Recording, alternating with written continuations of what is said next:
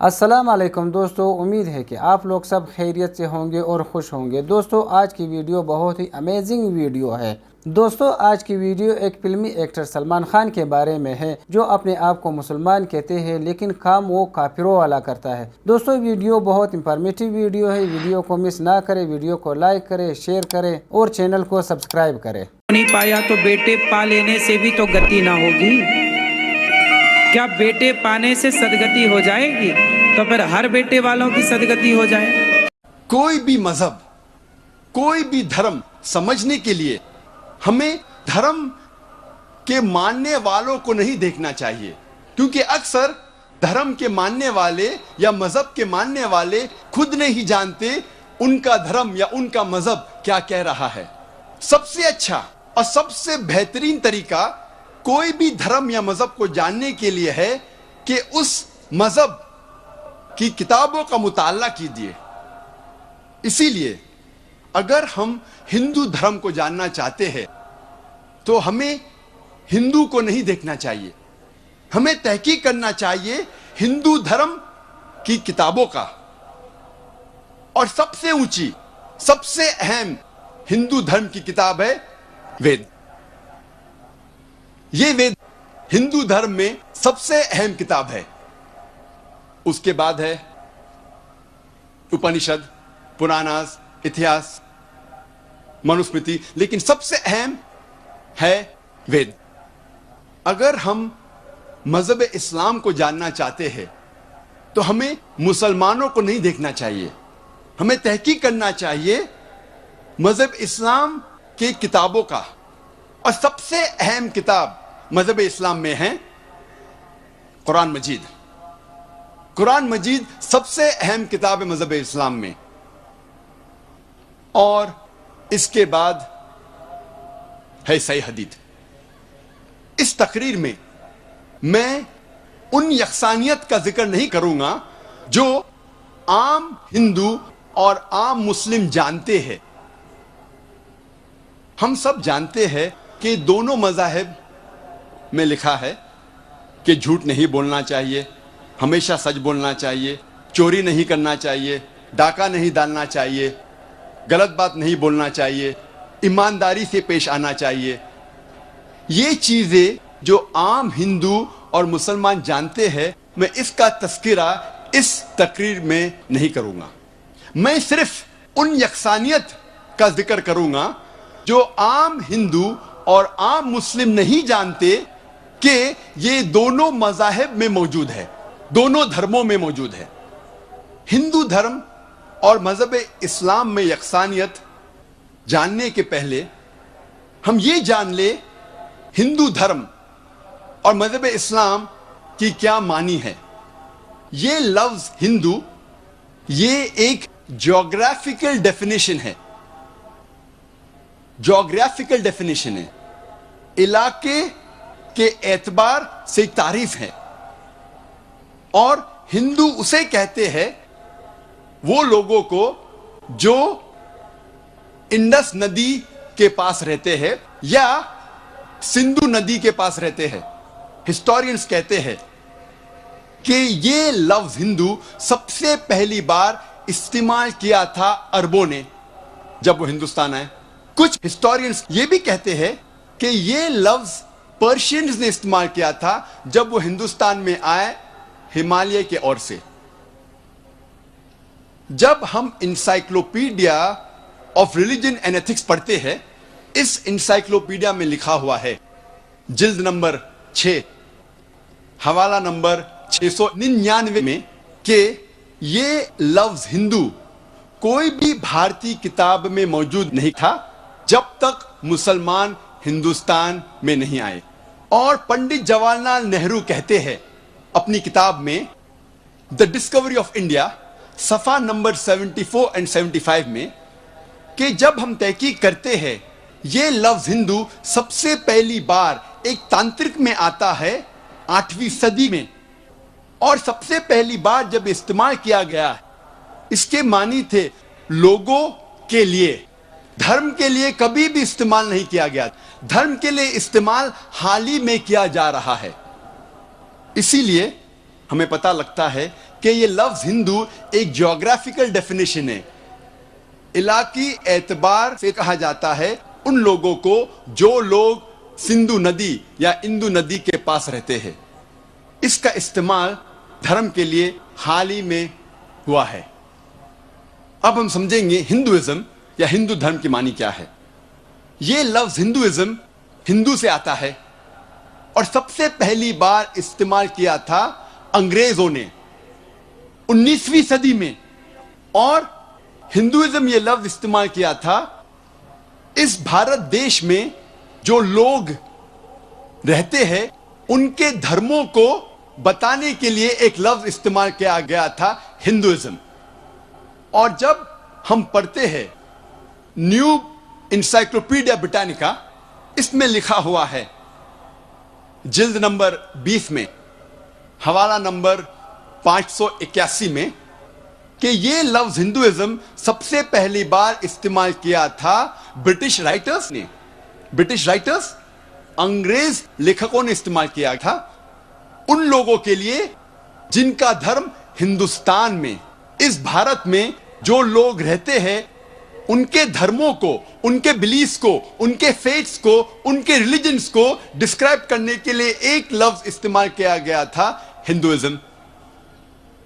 اسی لیے ہندو پنڈت, ہندو اسکالرز یہ کہتے ہیں کہ یہ لفظ ہندوازم یا ہندو دھرم ایک مس نوما ہے, یہ ایک غلط لفظ ہے. صحیح لفظ ہونا چاہیے سناتن دھرم یا ویدک دھرم, کیونکہ وہ کہتے ہیں کہ ہم ویدا میں مانتے ہیں. اور سوامی وویکانندا کہتے ہیں کہ یہ لفظ ہندو غلط استعمال ہے, ہونا چاہیے ویدنتسٹ, کیونکہ سوامی وویکانندا کہتے ہیں کہ ہمیں ماننا چاہیے وید کو.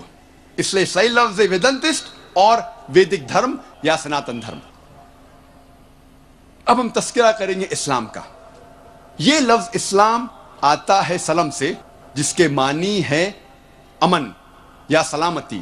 یہ لفظ اسلام سلم سے بھی آتا ہے جس کے معنی ہے اپنی رضا اللہ کے حوالے کرنا. مختصراً اسلام کے معنی ہے سلامتی یا امن حاصل کرنا اپنی رضا اللہ کے حوالے کرنے کے بعد. اور یہ لفظ اسلام قرآن اور صحیح حدیث میں کئی بار آتا ہے. اس کا ذکر قرآن میں سورہ ال عمران سورہ نمبر 3 آیت نمبر 19 میں اور سورہ ال عمران سورہ نمبر 3 آیت نمبر 85 میں. اور جو شخص اپنی رضا اللہ کے حوالے کرتا ہے اسے کہتے ہیں مسلم. اور یہ لفظ مسلم کا ذکر بھی کئی بار قرآن مجید اور حدیث میں آتا ہے. اس کا ذکر مسلم لفظ کا ذکر سورہ ال عمران سورہ نمبر 3 آیت نمبر 64 میں بھی آتا ہے اور سورہ فصلت سورہ نمبر 41 آیت نمبر 33 میں بھی آتا ہے. اور لفظ اسلام کا ذکر آتا ہے سورہ ال عمران سورہ نمبر 3 آیت نمبر 19 میں اور سورہ ال عمران سورہ نمبر 3 آیت نمبر 85 میں. اب ہم تذکرہ کریں گے ہندو دھرم اور مذہب اسلام میں یکسانیت. ہم پہلے ذکر کریں گے ہندو دھرم اور مذہب اسلام کے ایمان کے ارکان کی یکسانیت کے بارے میں. اللہ سبحانہ و تعالیٰ فرماتے ہیں سورہ بقرہ میں سورہ نمبر 2 آیت نمبر 177 میں, نیکی یہی نہیں ہے کہ آپ اپنا منہ مشرق یا مغرب کی طرف موڑو.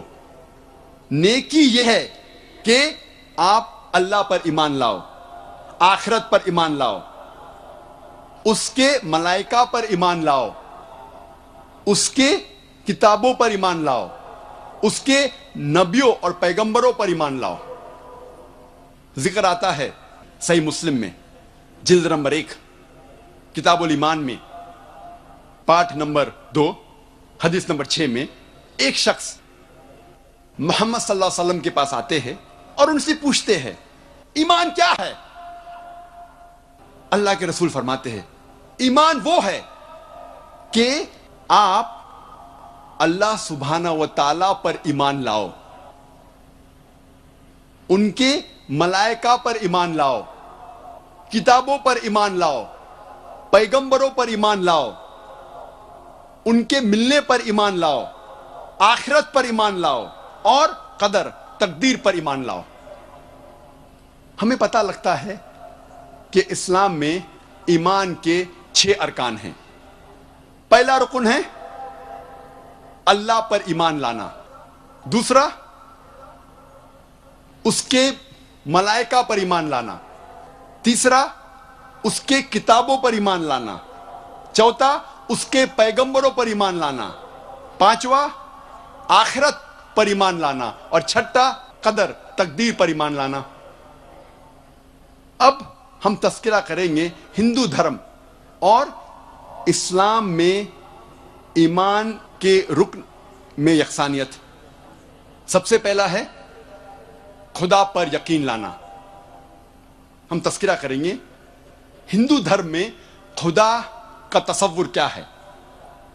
जब हम कोई आम हिंदू से पूछते हैं आप कितने खुदाओं में मानते हैं, कुछ कहेंगे 3 खुदा, कुछ कहेंगे 10, कुछ कहेंगे 100, कुछ कहेंगे 1000 और कुछ कहेंगे 33 करोड़।